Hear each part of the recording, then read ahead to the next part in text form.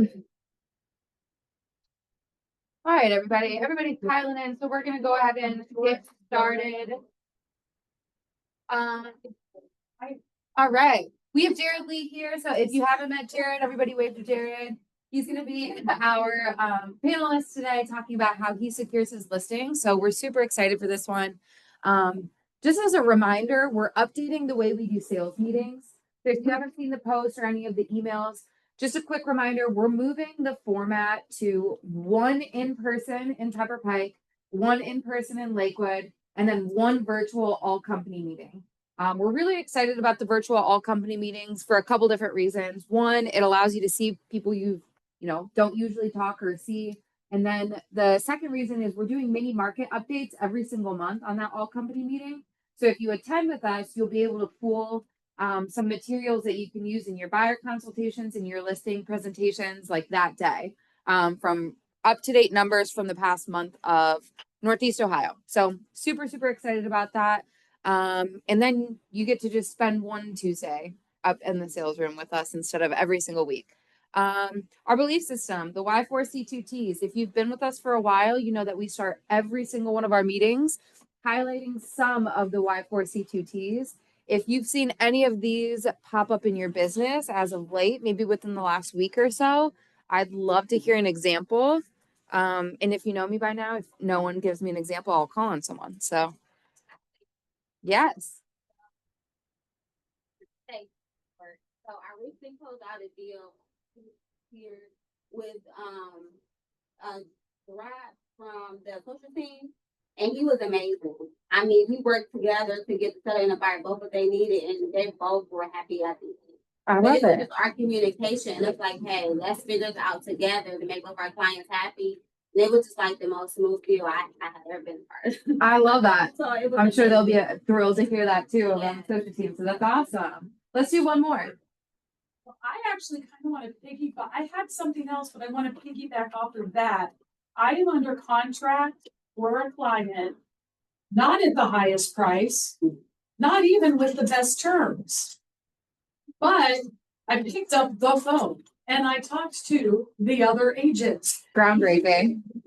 And they said, tell your client we are taking the lower offer with not as favorable terms, 100%, because you picked up the phone and I know I can get it done with you. Yeah, that's amazing. Yeah.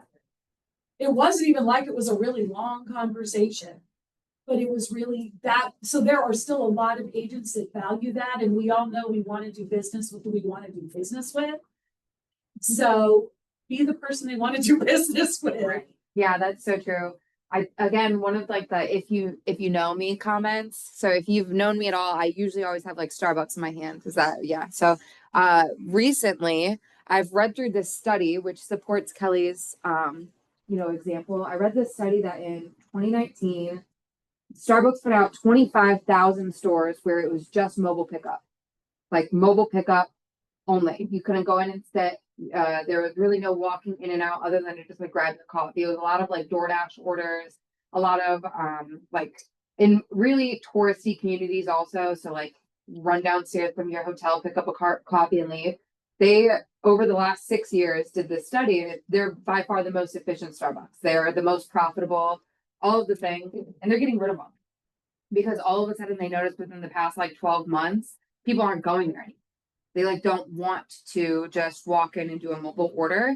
And when the CEO of Starbucks was talking about it, they did this press conference. He was saying there's a lack of warmth and human interaction within the store. So even though they're really efficient, it's not like our model. It's not what we're about. It's not like our brand and all of those things. So it's like you could be the most efficient realtor. You could have your dot loop system set up. You could have everything already plug and play. You can have one button where you can touch it on your phone, but if you're missing that connection, like people aren't going to choose you no matter what. So I think that that's a really good example. And honestly, like I loved the mobile order stores, so whatever. But I think like the message there is like no matter what we do, there has to be some level of connection there. Like you have to pick up the phone, you have to send the text, you have to send the email. I think the only other thing I'll say on that point is we shared this in the ALC group the other day too, and it's super powerful. And it's like, if there is a problem in your business or in your relationship, in your personal life, like how many of those things could just be solved if you just pick up the phone and talk to somebody? It's like, again, like we laugh and say like groundbreaking, but like it's in a world where that's not the norm anymore. How many problems would just be solved if we just picked up the phone? So love those two. Any others before we keep moving? Perfect. All right, upcoming training. Some I'm really excited about. Next week we'll have our career night here at Pepper Pike in person. So if you know anybody in your world that wants to become a realtor, they want to know what the day in the life looks like, even if they're already in production at a different company and they just want to understand what Keller Williams Greater Metropolitan has to offer, this is a really good event for them to come to. Obviously, we protect your downline. So if you send someone and they join the company, we name you as their sponsor. And if you want to join them, I'm pretty fun to hang out with from 6 to 7 on Wednesdays. Get your listing sold. Super excited for this one. This one's on the 14th from 11 to 12. Kate Rabinovich from the Young Team and Jade Zivko are going to both be talking about, okay, Jared's going to tell us how he gets the listings. Now on the 14th, we're going to talk about how to get them sold. And Kate and Jade both do that at a really high level. And we might have one more special guest pop in as well. Stage to Sell, our very own Pat Barman and his wife have a really cool thing going on. He lists the properties and she stages them. So at the end of the month, join us on the 28th at 11. His wife will actually be here talking about her company and what she can do for your sellers, and just an added piece of value you could be bringing to some of your listing presentations. Super fun book club book this month or last month. When did we start this book? This month? It's for This month. The Let Them Theory. Has anyone read the Let Them Theory by Mel Robbins? This is a really good audiobook too. So if you're not a book person, please still join the book club and even like listen to it on Spotify, on Apple Music. This is a really, really good one. All right. Ohio Real. Yeah. You guys giving away this morning. Lord, there's a lot of people here. All right, so not really update, but a scenario that Andrew and I talked about yesterday, kind of a weird one. So deal was coming to the closing. Seller decided at the closing table not to send.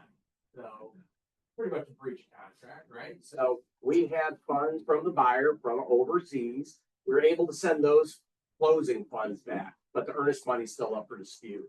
The seller refuses to sign the release, which God knows why, because you think they wouldn't want to have litigation, which is coming next. So don't know if any of you guys have ever run into that situation before, but we still need a release signed to get those funds back to buyer or seller. In this case, it certainly should go back to the buyer, but I want to kind of talk about that because everyone's like, look, they obviously aren't doing it. The house isn't listed anymore. They should get their money back.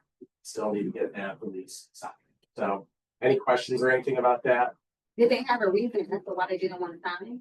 I think maybe they said they may have lost a job, which meant they couldn't get the loan for their other house, but it wasn't contingent. So there wasn't really a leg to stand on for that reason. But I mean, it seems like a legitimate reason, but still, they're probably going to have their hands tied up in some legal problems. So that's it for today. Janelle just shared something on Facebook I wanted to talk about really quick too. So Go for it. yeah, we've had 3 agents in the office talk to me in their one-on-ones in the past 2 or 3 weeks. There's a letter that Janelle has been sharing on Facebook. It's called the Golden Letter. She has a really, really nice version of it written up, typed so beautifully that she can provide to you. And it essentially is, hey, we have a lot of customers or clients looking in this area. The inventory is still somewhat low. Are you looking to sell your house, or do you know of anybody that's looking to sell your house? The really beautiful part of this whole thing is you don't have to come up with a list of addresses where you can send this golden letter to. So if you want to start farming a neighborhood, even if it's just your own neighborhood, and want to use that golden letter, get in touch with Ohio Real and they can provide the addresses and that. Yeah, you can ask your sales partner, or if you just wanted to send a request straight to get addresses, you can send it to legals with an S, legals at ohiorealtitle.com, and they can send it to you in either ready to print labels or CSV, so you can print them however you want. Cool. We got one of those golden letters from one of the other KWGN agents. Good. I love that. It makes me feel like someone is You want to sell? Are you looking to buy invest in real estate? So they are going out, so you might as well be doing them yourselves. So, There was also a question on the Facebook page yesterday about how to search for vacant land. So I got an answer from someone at Ohio Real that you also can help agents look for vacant land plots in a specific zip code if you reach out to legals. legals. Title I that. have a vacant land listing right now, Perfect. Driver Road in Valley View, if anyone's interested. Slay. Perfect. Cool. All right. Thank you. Slay. All right, Lene.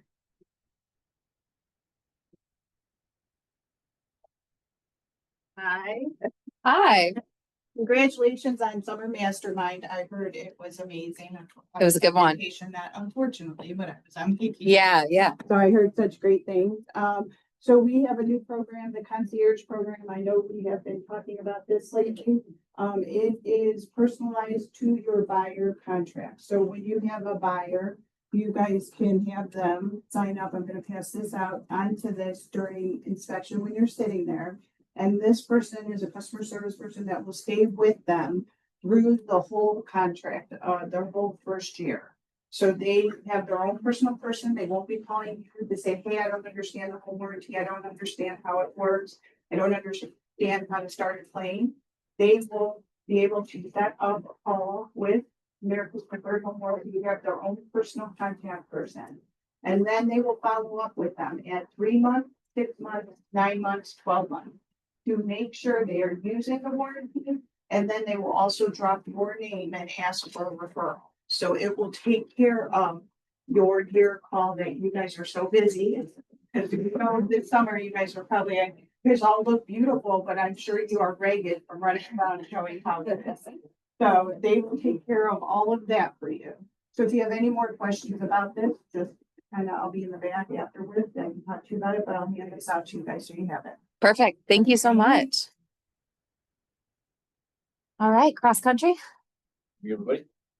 Morning. So last week I mentioned just craziness with, Fed meeting, GDP, inflation, job numbers, and kind of a ho-hum week, and then job numbers came out pretty weak as it's finally making headlines, helping interest rates a little bit. So we have seen a little bit of improvement kind of from the upper sixes more to the mid sixes.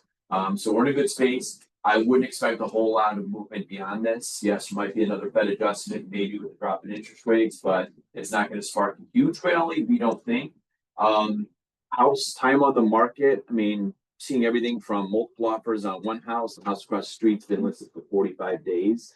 In the last 24 hours, I had 2 agents reach out and go, hey, remember about 6 months ago, we had a conversation about seller paid points and temporary buy down. So, you know, right now, if you are in a position where you can ask the seller to give a 2% or 3% credit, you can use that to buy down the interest rate permanently up to under 6%. So, you know, if you're on the listing side and, you know, want to, you know, kind of hurry some buyers in, or if you're on the buy side, there's some power in it. So just wanted to throw that out there first. So let us know what's going on in the market and, you know, with your listings, we're happy to help. And then one quick one, Chris didn't know I was going to read this, but I just got this email this morning. Hello, I was just wanted to share my experience with Chris, and then kind of hold your breath for a second. I've worked with him on multiple home purchases. His customer service is outstanding. He's always available to answer questions. Day, night, even on weekends, he's always there. Simply the best at what he does. He treats his customers like a friend and not just another transaction. I wouldn't trust anyone else with my mortgage. So that's this guy. Wow. I used to get these things about myself, but it's been years.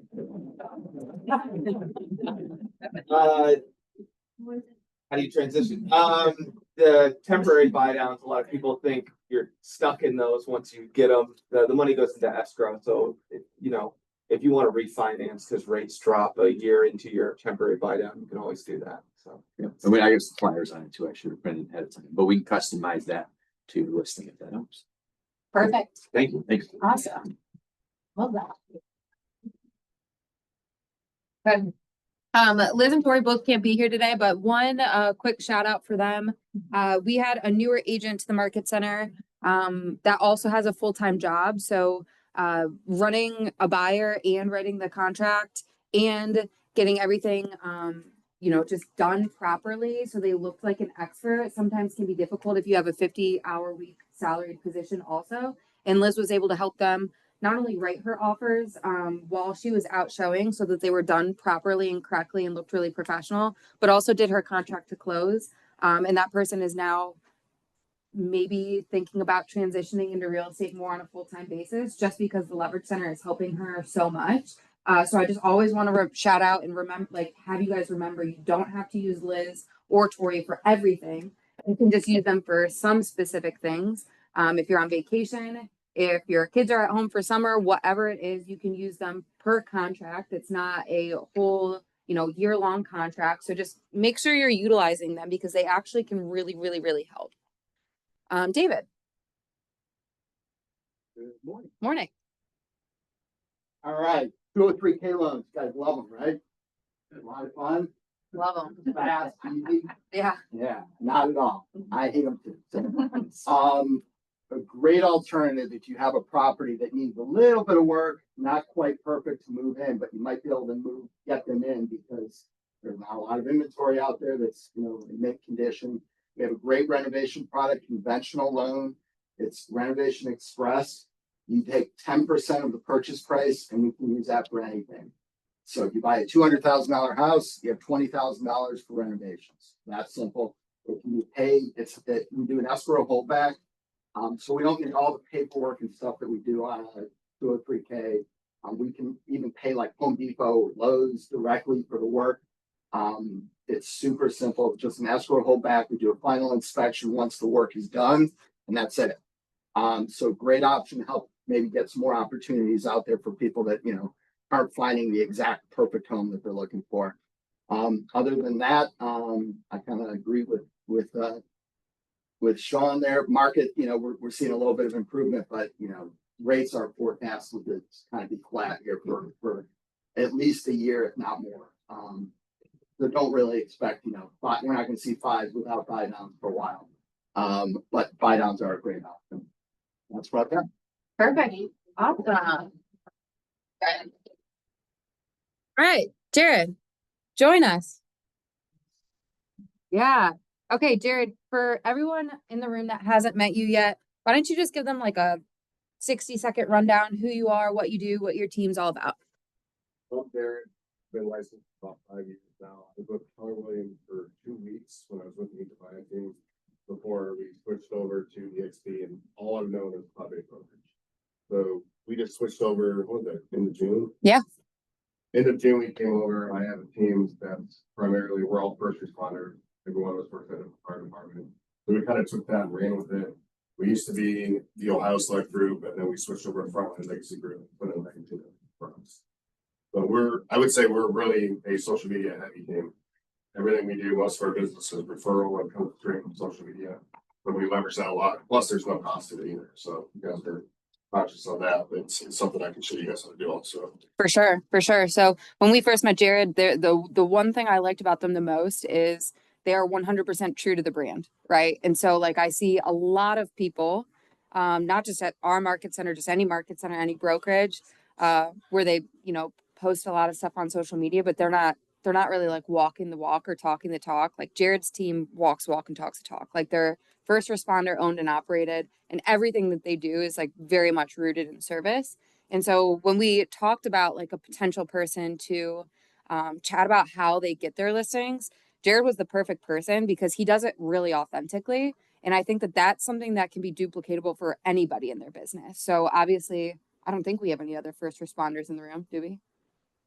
Just imagine like 3 people's hands go up. I'm like, Stuff I'm going to talk about today, we did before we were the first responder brand also. So it works as a matter of setting yourself aside different than everyone else. Because everybody in here, we're all competition. You just got to think about, okay, what can I do to leave a lasting impression at my house if they'll remember me? So true. So we're going to get started with a couple different ways how we prepare for a listing. So the first is just like the preparation and the mindset. So Jared, how do you mentally and practically prepare before a competitive listing appointment? So if I know it's going to be, I always ask to be second to last. Okay, if I go second to last, I don't want to be first. Then I ask them how many people are going to get to this appointment. The reason I do this, and this is something quirky that you guys, if you guys do anything that I say today, please just try this. You'll know something different. on Amazon, I order a little box of individual packs of Advil. So say I'm interviewing with two different people. With my listing presentation, I'll take two different packs of Advil. The first thing I say to them is, I know this process has been a headache for you guys. Here's some Advil to ease your pain. And they'll remember you from that. It's something different that nobody else will do. And I can't tell you the number of times that I've gotten listings just because of that gesture. But it's an icebreaker. I mean, everything, think about it. The way I look at these listing points, kind of like a blind date. It's really awkward with these people and you're trying to figure out something to kind of, break the ice and kind of come ground and something simple like that, a $9 box of Advil, but there's got 120 packs of it in there. It's worth its weight in gold for you guys. I love that. I love that. I think like we've had a couple different listing panels this year so far since March. And one of like the common themes that we hear is just like, what are the small things that you can do that wow a customer? And it's like, it's funny for sure, but like, I'd absolutely need the Advil. So I'd be like, this is helpful. Last appointment too, so. I love that. All right. So what research do you do ahead of time and how do you use that during your presentation? So I'll run a neighborhood report. I'll run community Facebook pages. I don't know if they I do research the sellers, try to figure out if it's a divorce situation or whatnot, and then I can kind of tie that into my presentation when we go when I meet with them in person. So if I know there's new development that's going in, I'll reference that. I don't usually tell them when I get in. Well, we'll say that for after that. Okay. That's just kind of like I try to figure out. I have an intake sheet that I'll try to figure out why they're selling, what they're looking for in their next house, and then I'll look at the neighborhood graphs also. So I have that background as well. Perfect. And also, I should have said this at the beginning, like feel free to make this as collaborative as possible. So if you have questions, ahas, don't wait till the end, just shout them out too. So in terms of a pre-appointment routine, I know we have our intake sheet that we do with specific questions, but tell us a little bit more about like the intake system that really sets you up for success. So every one of my team members, we have an intake form that we fill out. And then after we set that appointment, when we have their email address, we send them our seller's guide, send them our referrals. I'll text them our website so they can kind of research us and see what we're all about. And then I have a whole bunch of other stuff that I take with me to the appointment also. So I have a seller's guide I think it's similar to what you guys have, but I also have a marketing guide, which I printed off on some of there. Don't tell me it says real on it, it's just an extra one. It's It okay. goes through in detail how we market this property compared to other agents. Love that. I love that. I know like we started the conversation too with like most of your listings are referral or incoming because your brand is pretty powerful. So it doesn't, a lot of it recognition, but we don't have borders. Like we'll go, I mean, I've had listings in Columbus. It's kind of funny when agents call, I think Tim just had one down there on Elder Lane. And we had a whole bunch of agents just calling, like, how do you guys get this listing? And it's just from social media, just from us posting stuff and people sharing it on. And then when I was with my previous team, I told the owner, I was like, I've never actually been in Lakewood before. Those houses look like they sell a lot. I'm going to try and sell something up there. Thought it was crazy. I changed my Instagram to Jared Lee, Lakewood Realtor, started posting stuff about Lakewood, and I got 3 listings up there. I've never even stepped foot in Lakewood, so I didn't think that. I just wanted to look cool, and I wanted to go up there after listing appointment. So I like love that. So I'm super passionate about branding marketing as well, because I do feel like that's a really easy way to tell a client who you are and what you're about and what you're going to do for them without even talking to them.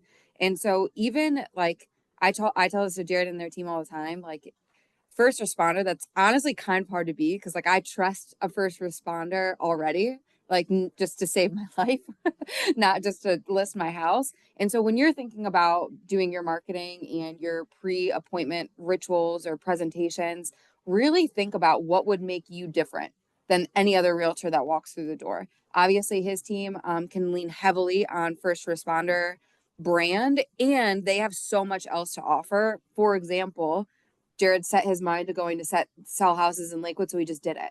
So I don't know very many other realtors that are doing business that way. So when you're thinking about going on appointments, like think about what makes you different than the other 5 realtors that are walking in the house. Presentation strategy. So now we've done the pre-work for the presentation. Now during the presentation, what does your listing presentation look like today? And how has it evolved over time? So today we use that, I'll go through that working guide with them, but I'll actually, what I say I'm gonna do, I show them that I'll do that in person. So I'll build out a mock open house sign-in sheet that we use. So I have, you guys have Command, I use Command also, but I also have Lockme. And I built out this QR code that they've, I mean, I'm sure you guys have all, I mean, how many times has John Command been through open house? Mm-hmm. So I have a QR code where they can fill out just basic questions real quick, and it's time stamped. As they're walking through the house, they'll start getting the neighborhood reports, the property flyer, the school district rating, the RPDs, a video for me from the house that's waving, the video walkthrough of the house, and then has some other stuff. It has the RPDs, LPDs. They're going through. It's time stamped as they're going through the house, they'll get different stuff. And then later on in the day, they'll also get a follow-up email from me or with a video of me inside the house. And, you know, I wear this stuff everywhere. So that's another thing too. So it looks like I'm actually, I pre-recorded it, but it looks like I was at the open house saying, hey, it's Jared, thank you so much for walking through the open house. Let me know if there's anything else I can do. If it's check the box, I'll follow up with you tomorrow. I'd love to hear your thoughts on it. Yeah, I love that. I don't know if we're gonna get to this in these questions, but one of the things I also really admire that your team does is lean into video a lot. Yeah, I'll say that I always want to do fly through drone videos. Nobody's doing it around here. So my one buddy on the fire department, he's our search and rescue drone operator. I was like, if I buy you a first person drone, will you fly through the house and not crash? So every listing we do, no matter what the price point is, they get photo and video at no cost to them. So we're the only ones that are actually do fly through drone video. And we use trendy music with it also. So I'll go on TikTok or Instagram and I'll see what's trending right now. And Well, you're just a trendy guy, so. we'll match the song and the transition up with his fly through and stuff. And it gets a lot of views, a lot of reshares. And then we'll also do a landscape version of it also to throw on the TV for showings at open houses. So I used to do a lot of infographics that would cycle through. We already have the video. It takes nothing just to make it a landscape. So we'll have that actually on loop and stuff. I mean, it just depends on how many times you can hear Red Hot Chili Peppers playing with it. It just kind of showcases what we do to people coming through the open houses also. And they're like, okay, why are you? Yeah, obsessed with that. So one question I think everybody probably has is, we do this for every seller, but how do you tailor your pitch to meet the different personalities of sellers? Say the one that I have the hardest time with that are, you know, I'm always kind of reluctant to pay to the divorce company because there's always some kind of animosity there. So I try to, you know, be as sympathetic as possible and try to find a middle ground. We did have one case where the husband, right at the end of when their house was about to close, he refused to sign unless the ex-wife would pay him $5,000 because she's not getting the house and stuff. So that was the only time where we had to kind of like, hey, listen, not be rude about it, but let's play out how this pathway is going to go. So you do cost her that house that she wants to move into, that she's going to raise your kids in. Now you're forcing her hand to move into this other guy's house who she just dated with. Now he looks like a hero. And the kids are going to say, so what do you want to do here? So you play therapist. yeah, there's no real emergencies in real estate. I'm thankful for my experience with 20 years in the fire service. So I feel like I can pretty much talk people through anything and find a common ground. Like I said, at the end of the day, nobody's dead. Yeah, hopefully.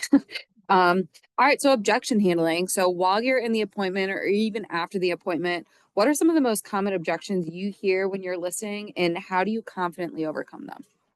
One I get all the time now when people know that it's me that they're going up against is Jared works as a fire medic. He's not going to be available 24/7. There's going to be days where you're not going to get a hold of him. And we run our house or our team like a firehouse. And I always tell them, like, you're going to have 24/7 coverage. I have team leads that are opposite shifts of me.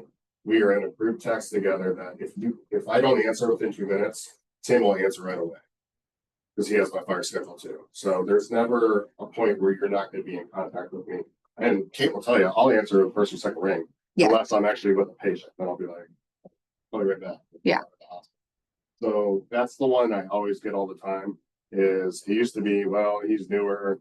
He doesn't have the experience, but I used to leverage our social media analytics with that. But right now, the one I'm facing all the time is the one that are first responders, and that's kind of our argument for that. I know this is kind of putting you on the spot because I didn't prep you for this question, sorry, but if you were brand new, starting today. Yeah. And you haven't had another listing, and the objection was like, well, you're just really new, we want someone with experience, how would you walk that seller through that objection? Give me a chance, I'll sign me out a 1 month and I'll never, and this is something I tell everybody too, I never hold anybody to a contract. I would rather them have a good experience than to kidnap them for 6 months and then to leave me on sorry. So I tell them, if you guys want out, I'll let you out, no hard feelings. I would rather you guys have, sometimes you're not a good fit. But that's never come to an issue where someone's asked for a release early and stuff, so. Sure. And then just for sake of the market right now, is anyone talking to you about commission? Is anyone talking to you about anything like that? I had it come up once, and one thing that we do with all of our commissions, we donate a portion of it back to first responders, local fire departments, and mental health down there, the bridge program in Columbus for first responders. So I've had it come up once where like, well, you guys do cheaper, and I'll tell them like, well, we can, but we just won't donate. That's what you got. Gosh, I'd be like, take all of it. There. I didn't get to touch on this too. I have a private Facebook group called Frontline Clientele. It doesn't say past clients. So once, we list with you or we sold our house with you, you go into this private group where you can see all of our donations and different things that we're doing with the money that we have in this pot that we use for other fire departments. The last one we did was for Chippewa Township Fire Department. We bought them life. I asked them, what do you guys need? They said, we need life vests. We don't have your life vests. I'm like, okay, how many do you need? They're like, well, we need 2. It'd be awesome to get 4. I'm like, all right, I'll get you 4 life vests. So we did that, and we made a post about it. We actually got 3 listings from Doylestown because of it. Ironically, when I went to go get them the life vest, I realized they didn't have any boats or anything. So I'm like, they said they needed them. So It's funny too, just like even listening to you asking people what they need and like the answer is life vest, that like kind of gives me goosebumps because it's like, yeah, and the cool thing about it, because I follow these different departments and they share stuff on, and if I see that a lot of them will post social media stuff, like if they used to rescue for something, if it's something we bought, I'll throw it on that group and say, hey, look what your donation made possible. You guys saved a life. Congratulations. And we get massive referrals from that. And I'll invite the potential sellers to that group before I even meet with them so they kind of see behind the scenes of what we're doing. yeah, I think this is an old bold law or something I've heard from, 2015 on when I first got my license, and it's a Kellerism that's like money's only good for the good it can do.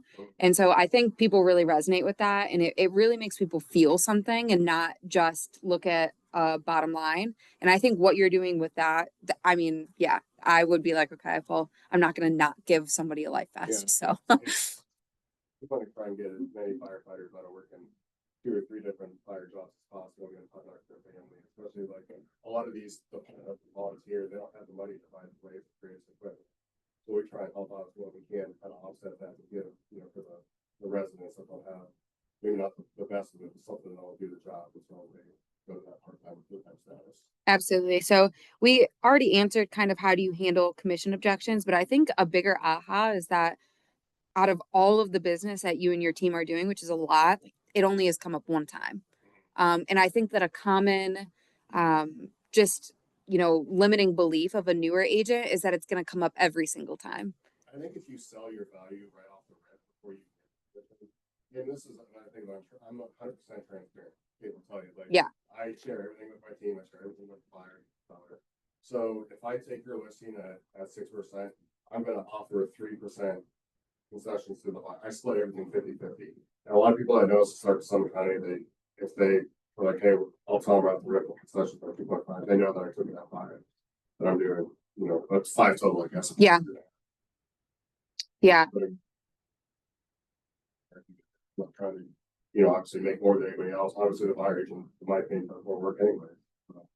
Yeah, very much like a do the right thing kind of mentality. Okay, so what do you believe really sets you and your team apart in a competitive listing situation? Well, I'll say the first responder thing right now. What sets us apart? How many of you guys use first responders question? I did. first responder or inspection company? Like, why'd you use them? Because I trust them. What do they do different than any other? I don't think anything, but yeah. I tell them, I use the inspection company, Dustin, he's a firefighter in Akron. And we use him just because I've always used him as a first responder. Same thing with like a lot of realtors, they use them because the public has the same mindset as well. Yeah, absolutely. I mean, especially for a first time home buyer, I think when you're like, I think I was 21 when I bought my first house and I had no idea what I was doing. And we used a first responder. I think they're called Frontline also. Frontline, is that? Frontline, yeah. Yeah. He's a cop. Yeah. He was a police officer. And what I liked most about that, I was like, well, he's definitely not gonna lie to me. I mean, I hope so. But like in like the eyes of like, Fire service and that's the police service too. It's brutal honesty is what we give each other. So, and that's just, they're not gonna lie to you. They're not gonna fear you. They're not gonna for sure. But the first responder thing has been a nightmare. I kick myself every time I talk about it because I've had so many times somebody's come up just to shake me like, hey, you need to do a first responder thing with your stuff. And I thought it was so cheesy. I don't want to do that crap on my other job. I don't want to it just didn't feel right. And trying to make red, white, and blue look awesome was its own task. I do feel like I want to just like have a moment of like 10 seconds to like think about your own business. And obviously we're not suggesting you guys all become firefighters and join the Frontline group, right? And so like what is it about you in your life that like would make someone feel differently if it's you that's walking in the door? And I think thinking about your life outside of real estate is the only way to do that. So like things that you're passionate about. I know I donated almost a portion of every one of my commissions to sponsoring a dog at a kennel that like was getting adopted in Cleveland, right? So it's like if it's pets, if it's children, if it's, anything in your life that you're passionate about, I think bringing that with you into your work. Some people don't enjoy doing that. Obviously, Jared just said it took forever for him to even get to that point. And once you do become more relatable to the people you're selling to. There's many things in 90 difference. Before I used to have to go through and show all the analytics of our social media and our video traffic. We have about 36,000 followers on our Instagram page. So we go through and show them like demo reels of our listings that we've done. And now, since we switched to this, it's just, it's with open arms. Yeah. The next question, we might have already touched on this, but we'll dive a little bit deeper. So can you walk us through a recent listing that you won against multiple agents and what actually sealed the deal for you? Oh, I actually have one that's perfect. So down in Perrysville, which is this was a year and a half ago. It was an Amish-owned company, and they built custom cabins. It was $2.5 million listing. To that point, the highest listing I ever had was $899. So trying to sell social media to the Amish, all they cared about was print. And I was against all these other Columbus agents that were, really familiar down in that area. And I just was able to show them, like, listen, I can tell you exactly verbatim when I post this out, where it's going to go, how many views it's going to get. I can tell you exactly within a couple of heads how many people are going to probably come to your open house. I'll be here every weekend holding open house. It was almost a 2-hour drive for me for this listing, and showing them our analytics for our past clients. I was able to seal the deal on that just by, and I didn't even have to put in the Columbus MLS either. I offered to do that. No, that's fine. But because of that listing, I got the one down the street, which was $750 because of the stuff we were doing in the open house we were handling. So I would say, obviously, if you guys are first responders, I would leverage social media like crazy. I know it sucks. It's not an instant gratification, but if you just start doing it and doing stuff that's, you want to be the same person you are in real life. Like, I don't post anything about market updates. I'm not salesy on our social media. What I'll do is I'll use ChatGPT. I think I talked about this last time. Yeah. I'll go back and I'll have ChatGPT look at Google and say, hey, what was some most searched top 5 things searched for new home buyers and or people that are looking to sell their houses. And then I'll tell it to say, okay, predict what they're going to search next week, and I want you to create 5 topics with captions for home buyers and sellers. And that's, we had like this: the seller have to disclose all the issues that are known. just stuff like that. I think we have an enforcement on there too, but everything on there is not salesy. I always save like the, the market stuff and everything, throwing them in person. That way it's not, everybody else is posting all that stuff. I just want to be different. I think that's what sets us apart. Yeah, and I think we've taught a couple different social media classes too. So if you haven't been to one, I'm sure we'll have another one, within the next quarter, and you can go back and watch it on our YouTube page. But one of the things that we talk about is like when you're on social media, whether it's Instagram, TikTok, Facebook, your future clients, your SOI, everyone that's looking at that is your resume, right? We don't have a traditional job where we get to just send a resume and they get to review. Like they're going to look at you. Like how many times have you been referred to a restaurant and you just blindly said, okay, I'll go. And you didn't look at the menu. You didn't look at their website. You didn't look at their Instagram. And so when people search your Instagram or your Facebook, there's like true education pieces coming where it makes people feel like you're not just a first responder, but you're also an industry expert. Mhm. Yeah, I love that. Yeah, questions that like I was afraid to ask the first time home buyer about what it's up to, that we have to all that. It's nice because you can actually take stuff before and actually have ChatGPT rewrite it. So it's constant content. That's probably what people are searching. So you take off my content. Yeah, we might have to pull you back in for an AI class because that's definitely a hot topic. Videos, we have captions that if you guys are going to make any investment, buy that thing. It's $24 a month, and you can just have it say whatever you want. It makes really cool videos for that have What's the name of it again? captions. Captions? Captions, yeah, that's it. Yeah, love that. So kind of just like walking through post appointment. So if the seller does need time to think about it and wants to take their time in deciding, how do you follow up with that person? Is there anything that you send them? I'll send a video after just thanking them for their time, hope that they can, pick us, but then I'll also go in, or if they accept the invite too, which 99% of the time they do, they accept the invite to our private team client page. I'll post something in them like, hey, welcome our newest member, so and so, and everybody else say, oh, you guys picked great. So I let the Oh, wow. previous That's like referrals- actually genius. everybody on social media. I've learned a lot of stuff gets lost in email and spam, so and especially with text, like at least with social media, I can look and see who looked at it also as an admin. Yeah, I like that idea a lot. Did everybody hear that part? So he has a client page, and once he goes on an appointment, I'm assuming you do it with buyers as well. Mhm. So he just adds them to the client page, says, welcome our new person to the group, and just everybody in the group says you picked a great agent. Wow, that is pretty cool. I like that a lot. Okay, for systems and advice, this is kind of the last portion, and then we'll open it up to some Q&A. So do you use any tools, scripts, templates that help streamline your listing process? I don't use scripts. Try to be as authentic as possible because no matter what, somebody's gonna ask you something that you weren't prepared for. If you've read the script verbatim, you're gonna look like you're gonna freeze. They're like, okay, how this person just talking to a robot. I do have checklists that I have for my team and myself that we look through, just make sure we have all our stuff that we need for this team.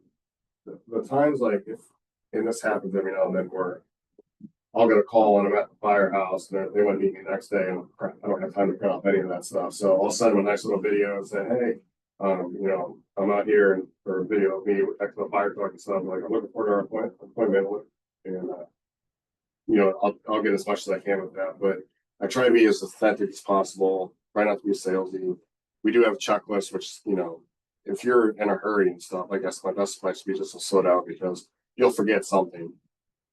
I love that. And I know your team has an admin too, or a transaction We coordinator. have a TC and she's awesome. Oh my Yeah. gosh, she's like, we call her the mother of the group because Becca, well, everybody knows who Becca Iger is. She's the glue that holds us together on some things because we'll have, so at one time, actually, before we joined you guys, we had 23 active listings between 5 agents, which was insane. Yeah. And that's not even with our buyers and stuff. So I like to think that we're putting our kids through college and stuff like that, but she's been phenomenal. She never misses anything because I'm pretty on top of things too, but there will be times where I'll miss an email. She'll handle it for us. Yeah. But the systems, aspect of it, that's something. If you guys have a TC or an admin, that's really important. I love that. What advice do you have for some agents who might be struggling with their confidence in listing appointments? Yourself. I'm not a suit and tie person. I think that was my biggest hiccup when I first started. I would put on this nice expensive suit and I looked like a dork walking in. That's not even right. I'm trying to, walk the walk and talk the talk, trying to be just like my own team owner and everything. That's just wasn't me. So the confidence, I think if you just act like yourself, have people want to work with who they want to hang out with. That's what I think. So if you're more authentic and not trying to be salesy and portrays like $1 million, Yeah. Can't think of his name. He always wears a suit and stuff, and he's very arrogant. It's just, that's why, like, we wear polos at the fire department. This was the most versatile thing. This is a golf shirt, so we can wear this thing anywhere. Like, I just wore it on our last golf outing too. Like, just to be comfortable and be yourself. It's the best thing to do. Yeah, I love that. And then for some advice on like, if you've never done a transaction before, if you've never put a house under contract or taken a listing, like what's their first step? What should they do first to get some business? I mean, you can work your sphere. I was actually kind of upset by Anthony to take risk on me, but actually it's his first client, but it's just an investor. But you just build that confidence. You don't know what you don't know, unfortunately. And going through real estate school is like drinking from the fire hose. They hit you with so much stuff, and then you get your license. And I've noticed, like, you guys are very fortunate that you have the support system here. When I got licensed, I had it for about 2 weeks, and then I got ripped out. And they're like, "Oh, cloud base would be phenomenal." That's a whole nother session I can do on. Like, and I guess it was a benefit to be a cloud-based brokerage because I had to learn to do a lot of stuff on my own as an island. Because you guys have so many resources here, so and you can always reach out to me too if you have questions. I mean, I'm an open book. I'll tell you what I would do. Yeah, I love that. Sorry, I learned the hard way. Yeah. And then the final question we have is what's one thing that you wish you knew way earlier in your career that would have helped you win more listings? Honestly, I would bring first responder thing way on. It was from day one, as soon as they found out I was a first responder from Maps, I was like, why don't you never do that? It's just so cheesy. I think it would have made things a lot easier for me. I really enjoyed doing social media stuff, so I leveraged that pretty early on. But I would say that so I started the team, we've hit every listing appointment. We've never been turned down. We've won every one. But we've actually got, since we signed an APA with our title company, we've had everyone with that as well with by side. So a lot of things too, what I do, and it's just, if you guys have any APA, you can kind of piggyback on this, but our title company will also make donations with us as well. And I bring that up to listing appointment, and they're like, well, we're going to use that no matter what. That's all right. So I don't have to be like, hey, well, this is what they want to use by call. So we've gotten every one of our units by sell side with that. Yeah. There's something else too that you guys can do that to speak on the dog thing. Everybody loves dogs. I was just telling Andrew that we foster a dog every 2 weeks, so that's like my girl's attention span with puppies. So we support of distribution. But I think if you were to piggyback off of that and just say, a portion of this goes to, a local pet shop or to foster dogs to buy the dog food for them and stuff, you catch more flies. Everybody wants to be a part of the big cause. Yeah.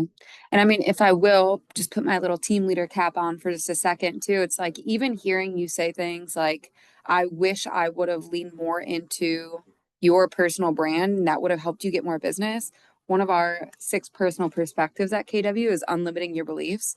And so that big limiting belief you tell yourself in your head of this is cheesy and I don't want to do this and it's not going to help. It actually was the one catalyst for your business that. I'll tell you what, firefighters are brutal and they will just make money for anything. Like if you get caught with your t-shirt outside or like, so that's what I was worried about. And it's just kind of funny. And like after, I did get some backlash at first, but then that logo looks really sick. And now we have a bunch of people want to get their license and join the team. So I just say, if enough people are telling you, just get out of your comfort zone and telling you for a reason. Don't listen to the outsiders. What's the worst that can happen? You wasted some time, a month or two doing what somebody said to do, but you never know. I just can't even imagine where I'd be if I would have this day one started this. Yeah. Makes me mad to think about it, but whatever, because I learned, a couple things. We were the Ohio Select Group before. And right off the rip, I realized that we bordered ourselves with Ohio because I had team members that wanted to join our team. And well, they're not going to join our team for Columbus, Ohio. So when we switched over to Real, we actually had a national team from them. Yeah. But just was easier to sell as, on my legs for the US. Love that. I love that. Well, that was all the scheduled questions that we had, but I'm sure, even from just some of our coaching people in the room, some of our newer agents in the room, we probably have a lot of questions. So I'll open it up for about 5 to 10 minutes. Anything that you guys are thinking around listings, the market, I'll even open it up to like buyer questions because you guys run a lot of buyers too. So any questions that we have for Jared? We did have one police officer. He's like to stay with real owners. But yeah, we actually have another one that's going through classes right now. That's about the test. Good question. We can't have a full room and just have all of you guys be quiet. So let's think of one or two things. That's my bread and butter. Yeah, You absolutely. guys wanna be the next house agent, I can tell you how to- Take days to just shoot content, or are you more like a natural, you just out and about and just shoot a video, then? So if I'm at like a listing or if we're at like a model home, I'll just do some quick video there, but. To be honest, I don't do too much video anymore, like I used to have a demo. We have Van, our pilot that does that now.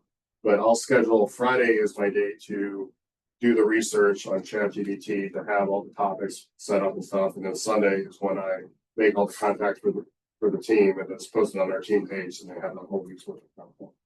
Okay, and how do you find that balance between, your first responder and your real estate? How did that work for you? Well, so for the first responder stuff, I'm at the station. It's kind of like you guys being here, honestly. It's like a house. If I'm not on a call, I'm just doing my admin stuff. So I'm able to do a lot of that stuff there while I'm getting paid on shift. I try not to do once I leave the door of the fire station, I leave all that stuff there. Like I'll do real estate stuff at home, but that's why a lot of us aren't really kicking the door down to come to office because we're already away from our family enough time as it is. So we'll come to I come to a lot of trains and stuff, but I mean, speaking of your family, tell them how many kids that you have. so I'm remarried, so I can make that happen first. My wife and I, we have 8 kids. So there's no excuses because Jared has 8 kids. So 4 from the previous parents, we had 1. But my wife got Right.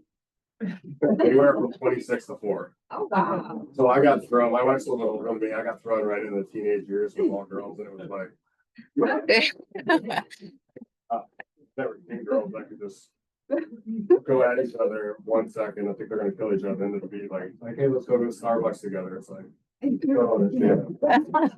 Yeah, I mean, my wife is a great support system. Also, I couldn't do what I do without her. So she's actually the one who told me to get my real estate license because we were looking at a house. I was so annoyed by this agent. This can't be that hard. Then I met, we ended up parting ways with her, and then we ended up going with Mikey Provider Jr.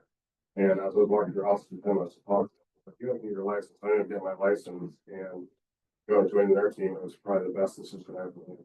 And then I realized that I can actually subsidize my part-time fire job because I can't tell you how many birthdays I missed. I blinked my kid for grown for being in the fire service, but it's something I'll always do. And I'm fortunate enough, I'm to the point now where I don't have to do it full time if I don't want to, but I really enjoy doing it. Able to do 2 completely different things. So we see people on their worst days. Being in real estate is a lot. It's nice to see people that are happy on the best days. So I do think that perspective is everything because I think from your first job being, a father and a husband, like there's a lot of stuff going on all the time. And then going to your second job at the fire station, those are actual emergencies and actual problems. So I think the mindset you bring to real estate is probably one so healthy because I've heard you say it a bunch of times now, just in conversation, like there's no real emergencies, like no one's dying here. Like, she's like, I have no empathy. It's like, well,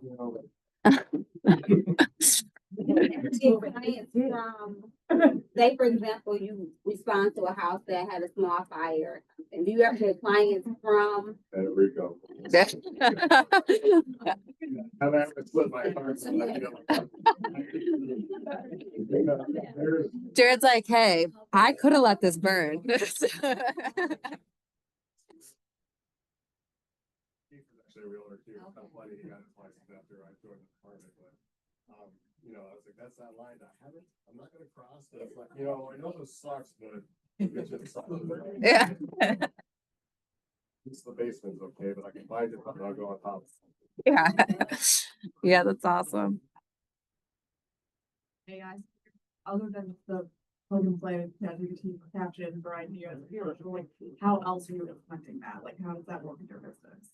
So with that captions app, it has a thing called AI Twin. So I can record a video of myself that's just talking for like 60 seconds, and I can use that forever. Like I'm sure I'm not gonna do anything right now.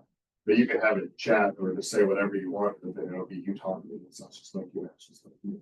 So we use that. I do the AI videos a couple times a week. We throw stuff on there, and I'll change the different actors and stuff. And another thing too, obviously we're going into a slower market now. We're getting in the winter time and stuff, so we're kind of thinking January, February for listings. We're starting our own video podcast. One guy on my team, Dane, he has a hunting podcast. He has 180,000 followers on TikTok.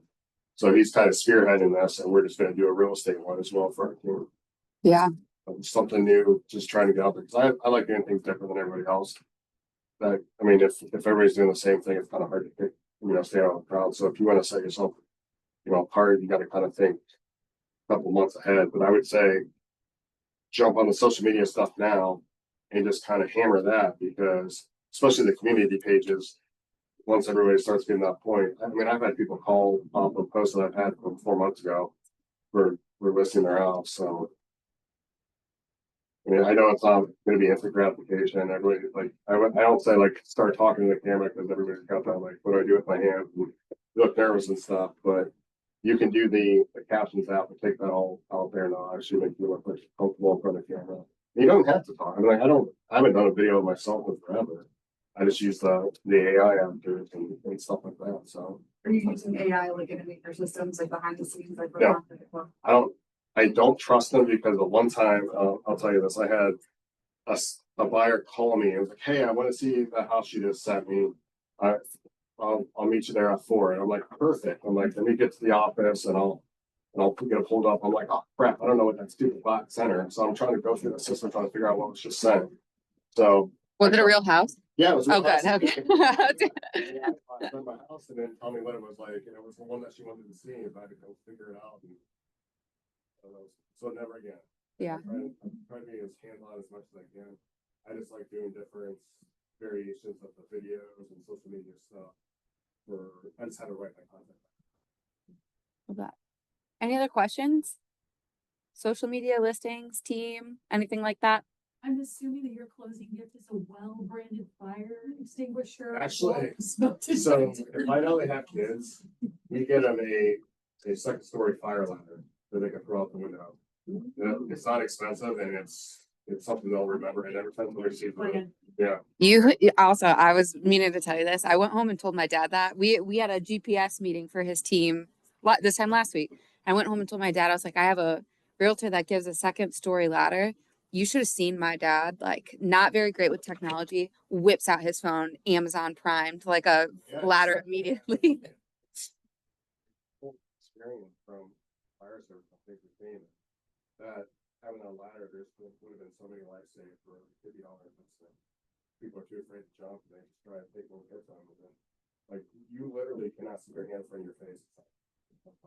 Yeah. So, Yeah. I know people think that it's not like Chicago fire. They have perfect visibility. They're standing up and the masks are fogged and the endless air. It's not like that. I wish it was, but Yeah. So you're saying being a firefighter is it's not like selling sunset in real estate? no. You're crawling through nasty stuff. You can't see anything, and noises everywhere. You can't hear anybody inside the house. You're lucky if you walk in. Yeah, I guess that's another thing to take away. If you guys have kids, find out. Yeah. Perfect. Man, I feel like we need to end on that note because that was great. All right. Thank you, Jared.